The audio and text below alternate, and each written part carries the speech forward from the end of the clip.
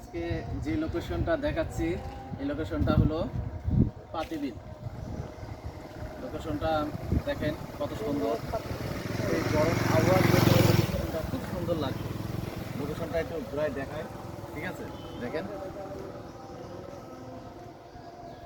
আমাকে দেখাবেন না। এখানে মনোরম পরিবেশ,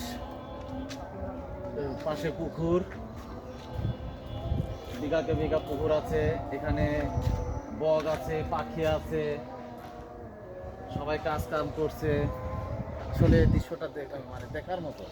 এটা পাতিবেল রেল লাইনের পাশে চলে আসলাম ঘুরতে ঘুরতে একটু মনোরম পরিবেশে।